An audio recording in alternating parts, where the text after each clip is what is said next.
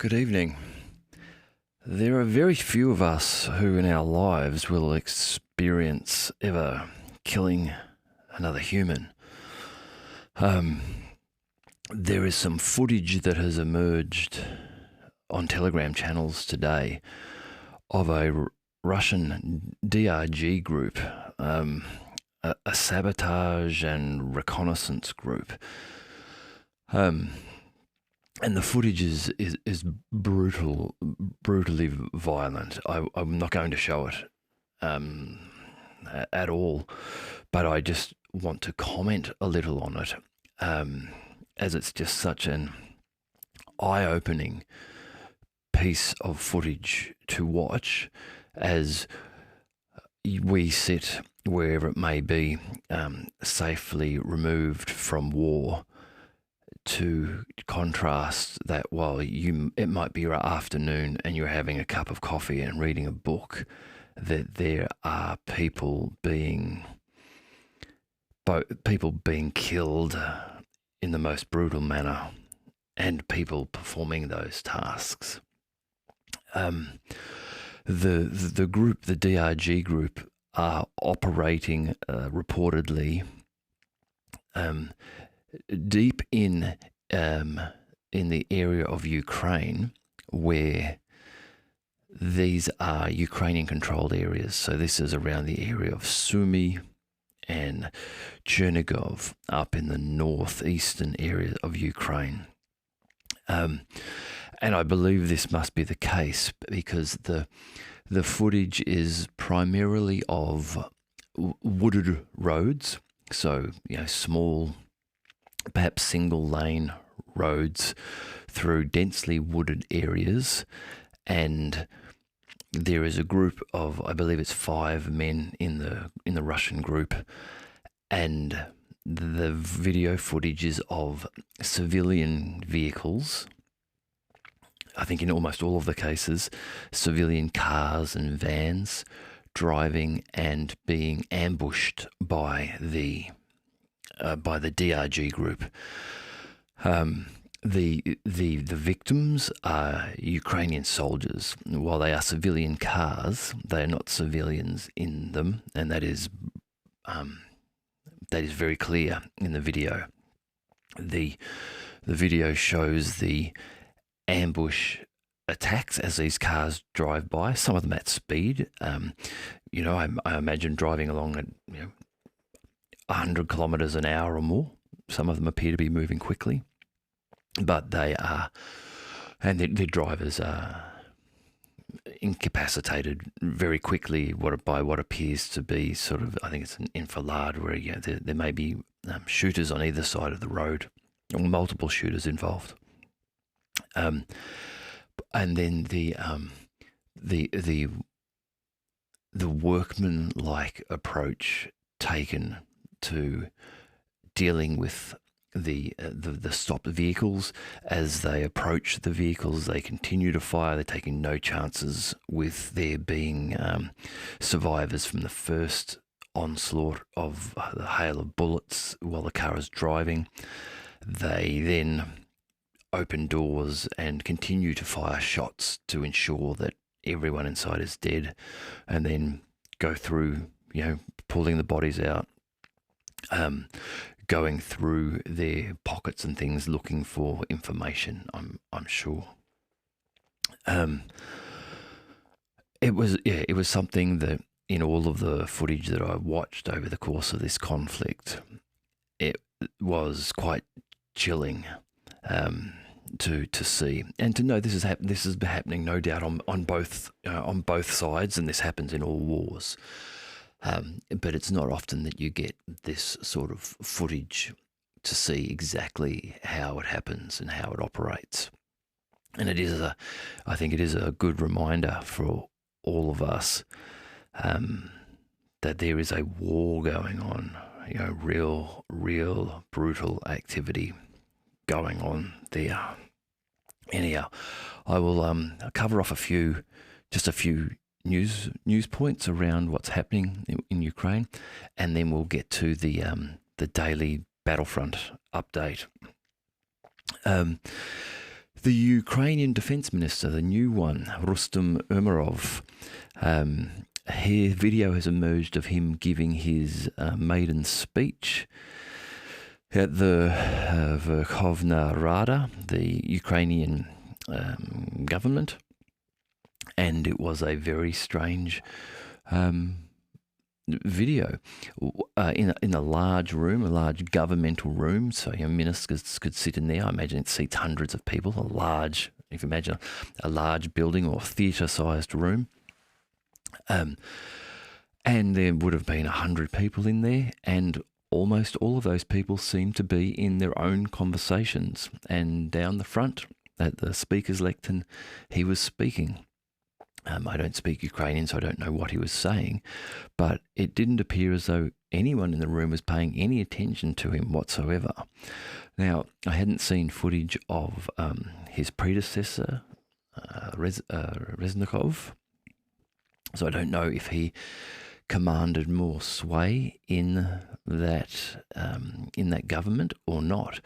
But for a maiden speech of a defence minister in a time of war, it was surprising to see how little interest and respect was given to him. What that means, I don't know. I guess we'll find out. But it was surprising to watch. Now Rustem Umerov has replaced Reznikov, who has just been retired or relieved of his role. There has been talk that it was due to corruption in his ministry, corruption reaching down to the officers in charge of mobilisation. We've seen plenty of footage of the sort of the bully boy brutal tactics taken there, dragging people off the street, and that may have been part of it. Also, though, he may well just be being booted out because of the failed Ukrainian offensive. So, US Secretary of State Anthony Blinken was in Ukraine for an unusually long, sort of 2-day visit, stayed overnight, went and had McDonald's, very public photo opportunity of him having McDonald's, which is an interesting meal. I'm not quite sure what the messaging was there. Perhaps America is alive and strong in Ukraine is what it was. It wasn't a formal dinner, as you may have expected. Now, Alexander Mercouris on his channel had some good insight and was suggesting that Blinken may be there and is asserting control over the Ukrainian military operations. In effect, saying, look, yes, the Pentagon is giving you weapons and training people, but I'm the Secretary of State, and it's us who is actually allowing this to happen, the funding to come to you. We want things to change. Alexander is suggesting that what the change may be is that the Americans are starting to get to the point where they don't want to be carrying the Ukraine war with them into Biden's election in 2024. Pardon me. And they may actually be looking to put pressure on Zelensky and the Ukrainians to begin some form of negotiations with Russia. He may well be right on that. Obviously, I don't know what Blinken was there for, but he seemed to be there for something. The small arms package that he announced didn't need to be done with him there in Ukraine. This wasn't a major, significant package. It did, however, contain in it a number of depleted uranium shells. Now, these shells are being provided by the US for the Abrams tanks. So the Abrams will fire the depleted uranium rounds. So this, many are suggesting now, may indicate that the Abrams are ready to go in Ukraine. If those rounds are going to be deployed very soon, the expectation is that the tanks will be there waiting for them. So the topic of depleted uranium rounds is an interesting one. I've looked at some online newspaper reporting on the topics, and it is a very black and white contrast reading Western media articles on depleted uranium when the armed forces using it or preparing to use it is the UK with their Challenger tanks, or the Americans with their Abrams. In that case, depleted uranium is quite safe a product, unlikely to cause any problems at all, really is no more than just the general background radiation. However, if it is the Russians or another army looking at using depleted uranium, suddenly it becomes extremely toxic. The articles about the Italian forces, which have operated in areas where depleted uranium has been used before, their increased incidence of illness, the reports of Iraqi forces and even US and coalition forces who worked in those areas suffering strange sicknesses.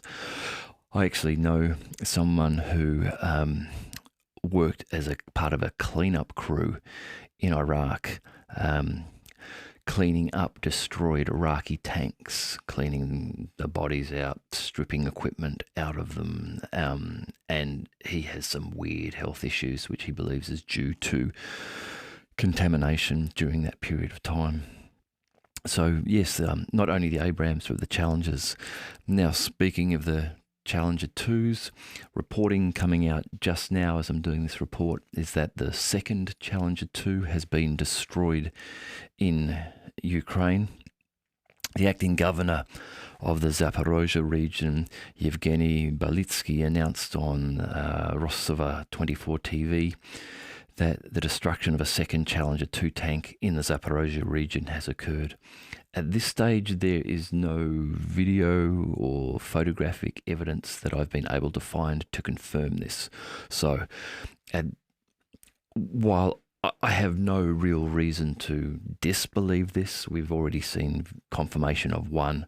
It would not be surprising that with the intensity of fighting that's occurring in the Zaporozhye region at the moment, that another one has been destroyed. But as I say, no video to confirm it yet. Another interesting thing on the global stage is the Chinese economic war with the US. Now, US Commerce Secretary Gina Raimondo has just visited China to talk about Chinese trade barriers and the impact to US companies. And she's talked about how she has been very forthright and firm with the Chinese in saying that the Chinese need to give American companies a fair go. Now, while she was there, Huawei, the mobile phone and network router company, have announced the release of their first completely domestically produced phone. Now, reportedly, this phone requires nothing from the United States or anywhere outside of China. Now, China, in terms of rare earth materials, its supply for those are critical to itself and to many nations, including the US. The US states it's over 50% import reliant on, like, a large number, 40 or more of 43 minerals out of 50 that are deemed critical to US security.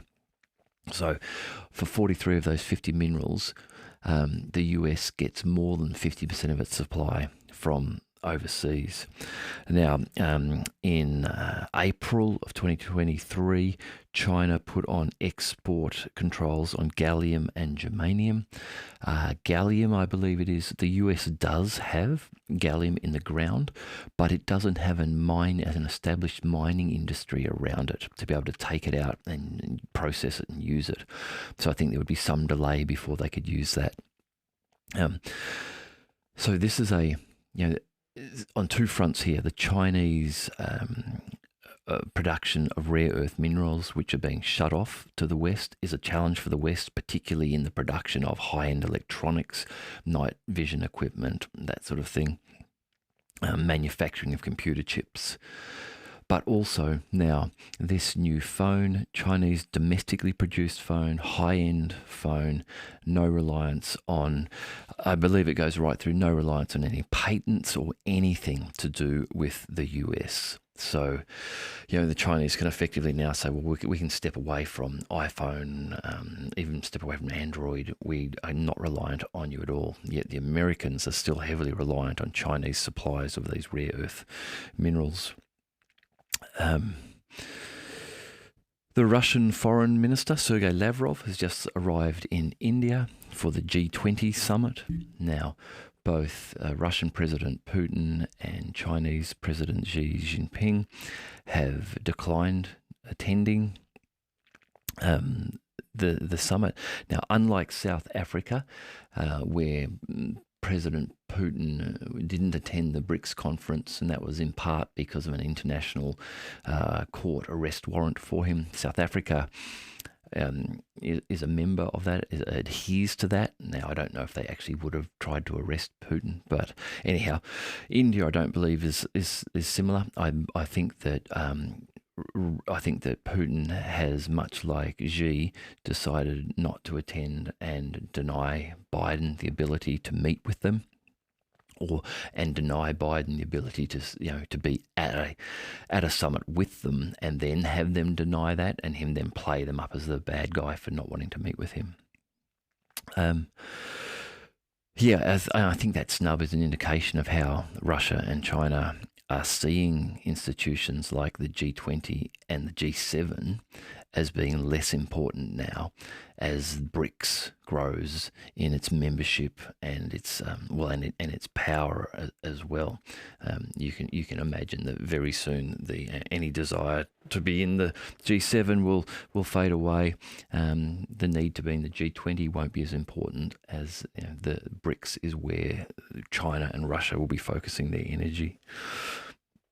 Now, one other piece of news related to American technology.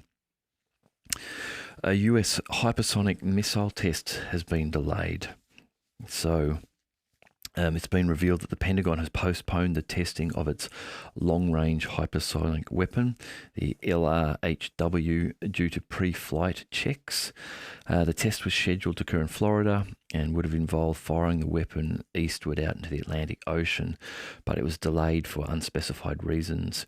Now, hypersonic technology presents quite significant challenges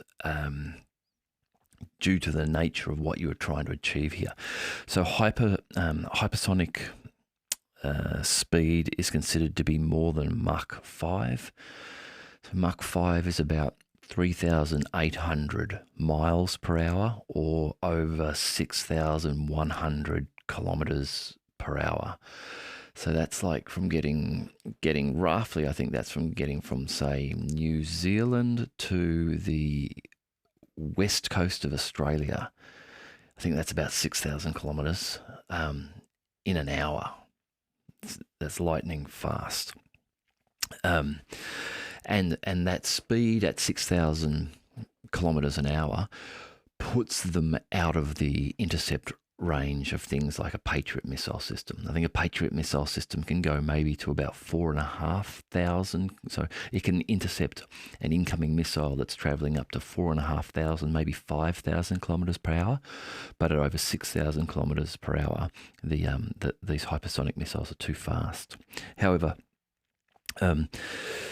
the scrubbing of the test for the long-range hypersonic weapon has come after also repeated failures for the Americans to fire the Air-Launched Rapid Response Weapon, or the ARRW. This is an air-launched ballistic missile with a hypersonic glide vehicle. It's only had one successful test last month. The Americans do have another horse in this race, which is their scramjet-powered hypersonic attack cruise missile, the HACM or HACM. It is in development but not planned to be released for some time. So some of the things you have to try to overcome here, which are challenging, are issues of temperature and shock waves. The temperatures that hypersonic missiles achieve on their nose cones as they are descending are similar to like re-entry craft from space. You know, you have to deal with temperatures that will melt metals and turn them to plasma. You also have to be able to deal with things like the shock waves that you get as you're approaching the sound barrier and then going beyond the sound barrier. Okay, we might just move on now to the Battlefront update for today. I'll just get the map up here so we can have a look through some of these areas as we go. Zaporozhye. Let's zoom in a little here. In the Zaporozhye direction, units of Russian troops using army aviation and artillery have repelled 14 Ukrainian attacks close to Verbova and Rabotne in the Zaporozhye region. Some notes from the front line are that the situation is stabilized in the Zaporozhye region. Now, this is being written by Russian frontline correspondent. In the area of Rabotno, the Ukrainian armed forces stopped their attacks, and most of the village located in the lowland is in the grey zone. Russian units occupy key heights in this area and regularly inflict pinpoint strikes on the enemy, who is mainly located on landings. Also, the armed forces of Ukraine are making attempts to probe the Russian defences in the Verbova area, but they fail to find weak points, and all attempts at attacks are repulsed. In the area near Ilubimvovka, one S-300 PS surface-to-air missile system has been destroyed.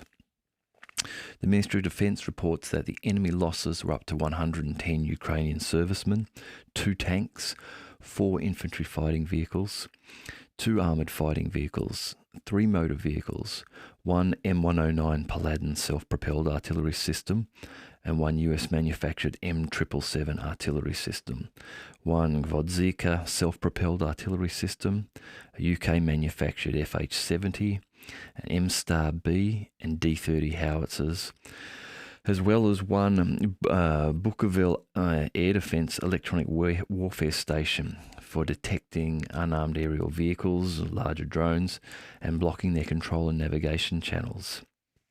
Now, as I've said many times, this is Russian Ministry of Defense reporting, so take what is said here with the skepticism that you feel is appropriate.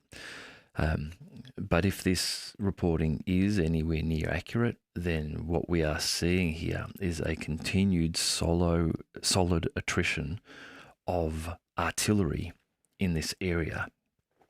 Today I count 1, 2, 3, 4, 5, 6 pieces of artillery, and then an anti-drone electronic warfare device. So if Russia is winning the artillery battle in this area, then very rapidly we will start to see higher and higher numbers of infantry losses, as while the Ukrainians are able to remain in the artillery battle, then they can draw the Russian artillery to effectively themselves.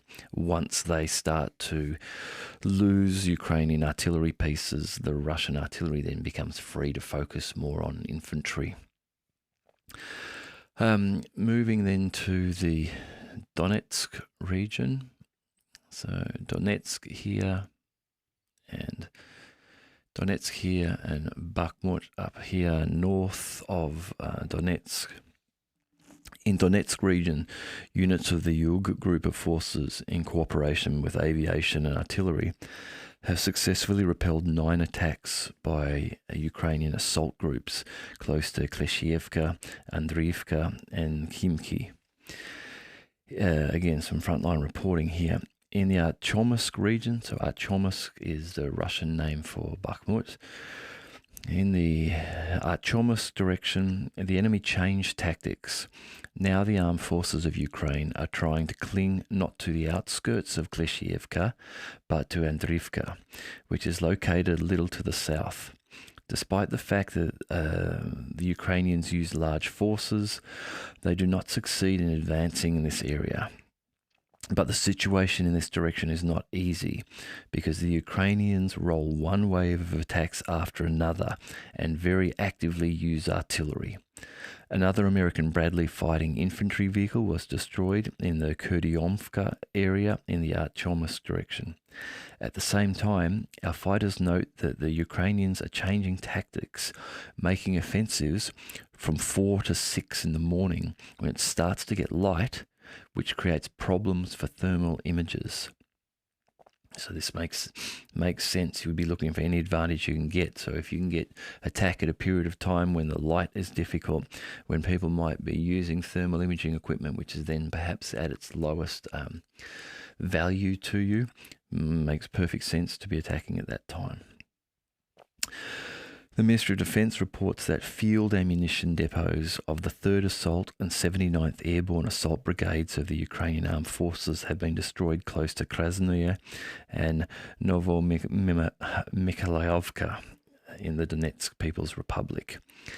The Ukrainian losses were over 320 Ukrainian servicemen killed and wounded.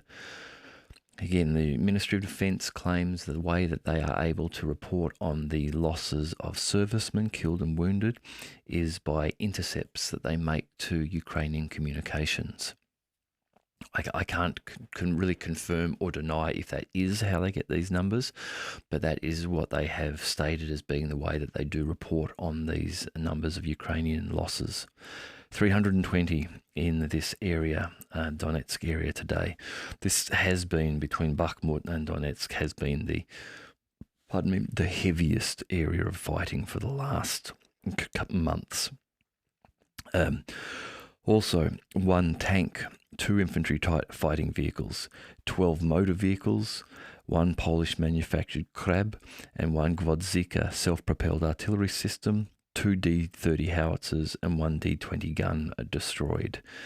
So what did we have on the other 6 or 7 or 8 pieces? Here is another 1, 2, 3, 4 pieces of artillery, 2 of them being self-propelled artillery pieces, which are particularly critical or sought after targets due to the ability that those self-propelled artillery pieces don't run the risk of return fire coming back at them. They're able to shoot and then scoot to another location. In Kupiansk, so we're just moving up here now to Kupiansk. In the Kupiansk direction, as a result of active actions by units of the Sabotage Group of forces, in cooperation with Army Aviation and Artillery, 4 attacks by the 95th Airborne Assault Brigade of the AFU, the Armed Forces of Ukraine, have been repelled. In addition, the group's troops have inflicted 1 fire defeat on the enemy near Kislovka. So Kislovka up near the top, they're up near, getting very close to Kupiansk. So again, some frontline reporting here. In the Kupiansk direction, Russian units stepped up attacks in the Sinkovka area, which came as a surprise to the enemy. Also, the Russian armed forces are improving their positions at Petropavlovka. Petropavlovka is again just below Sinkovka, just below Kupiansk, surrounding the Kupiansk area from the east. In this regard, the enemy here is the Ukrainians, is actively concentrating reserves here to defend their positions.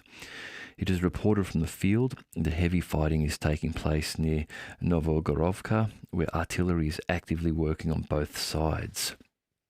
Now, from another Telegram channel, here the reporting is that This is according to a Telegram channel which I translated as it's either come and see or go and look. So according to come and see, the Ukrainian army is transferring Western equipment to the Kupiansk direction. We're talking about up to 10 Leopard tanks and other Western-styled armoured vehicles, the channel sources reported. Currently, the Russian armed forces are advancing in the Kupiansk direction. So we have had reports for some time of the Ukrainians moving reserves and moving additional equipment up to the Kupiansk area for fear of Kupiansk being lost. And if Kupiansk is lost, then the challenge for the Ukrainians becomes that the Russians then get to the Oskol River and can then roll south down the Oskol River, using it as a natural barrier on their flank, joining up then with the Russian forces from this Krasny Liman area down here. In the Kupiansk area, the Ministry of Defense reports the enemy losses were up to 55 Ukrainian servicemen, 2 motor vehicles, 3 M777 artillery systems, and 1 Gvozdika self-propelled artillery system. Now, in Krasny Liman, this is where the center group of forces operate. They have been utilizing army aviation and artillery. One attack by assault groups of the 67th Mechanized Brigade of the Armed Forces of Ukraine has been repelled close to Chervonaya Dibrova. There has been almost daily reporting of clashes in Chernigov Dibrova. In the Kremensk direction, so this is the getting around the forested areas around here. In the Kremensk direction of the area of the Serebryansky forestry, aviation and artillery of the armed forces of Russia attacked concentrations of Ukrainian forces. As a result, the command post was hit and the artillery reconnaissance station was also destroyed. The enemy losses were reported as up to 60 Ukrainian personnel, 2 armoured fighting vehicles and 3 pickup trucks. Now, just moving back to South Donetsk. This is our area around here from Naskuchne down to Urozhne and Stara Milanivka. In South Donetsk, units of the Vostok group of forces, in cooperation with Army Aviation and Artillery, have inflicted 1 fire defeat on Ukrainian units near Staromayorsk. Staromayorsk is on the west of Urozhne here, just between Priutne and Urozhne. Priutne is an area which the Ukrainians were needing to sort of push towards to widen out their front. So this reporting is indicating that the Ukrainians have suffered a defeat near Staromayorsk, which is between Urozhne and Priutne. Some frontline reporting here on the South Donetsk front. The Ukrainians have shifted the focus of attacks in the direction of Novodonetsk.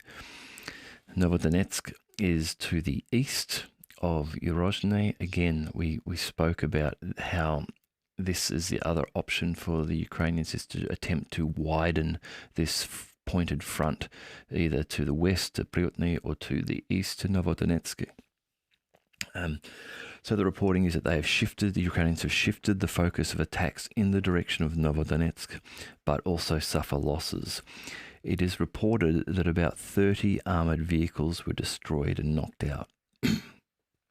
Now, no time frame is given in this reporting for over when that has happened, those 30 armoured vehicles.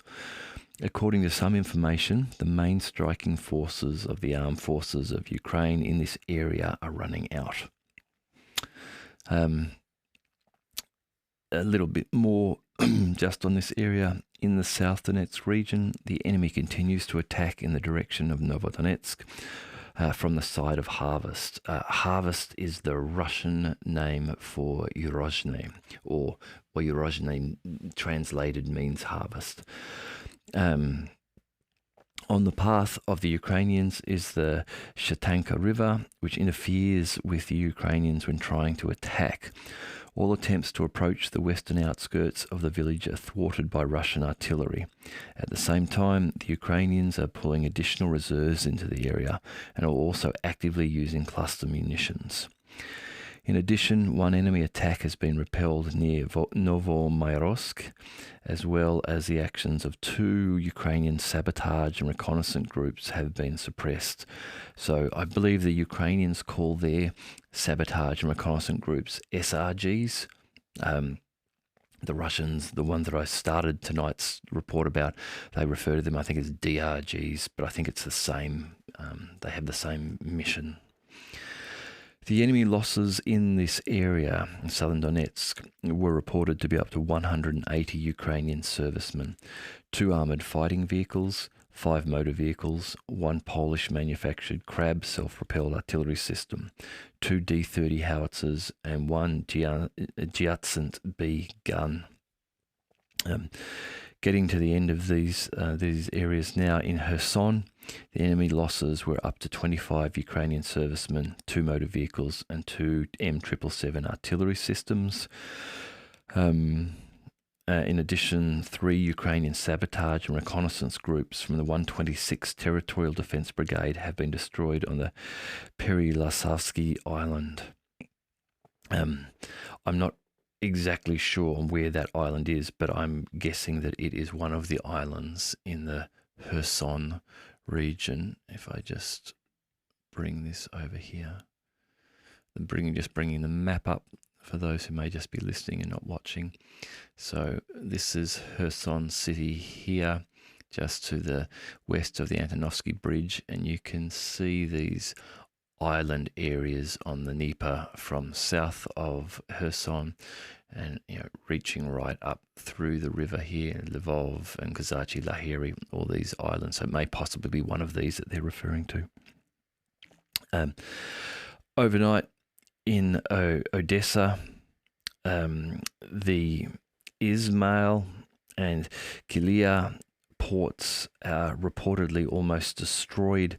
There has been ongoing drone and missile strikes in the Odessa ports over the last week, nightly strikes there. The reasoning given is that in Odessa, just move the map over here, is that in Odessa, the port infrastructure, the large warehouse buildings are being used to manufacture water drone craft, unmanned surface craft, semi-submersibles, and airborne drones that have been launched against Crimea from Ukraine. So these areas, Reni, Izmail, these ports, Mykolaiv, and Odessa here, have all suffered heavily over the last month, or since the since the Russians decided not to extend the Black Sea grain deal.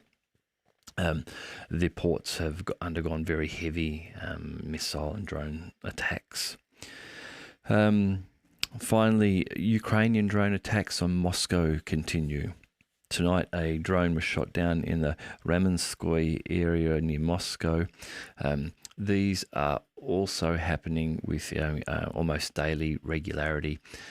These small drones are making their way from Ukraine to Moscow, not at this stage causing, it seems, any real damage.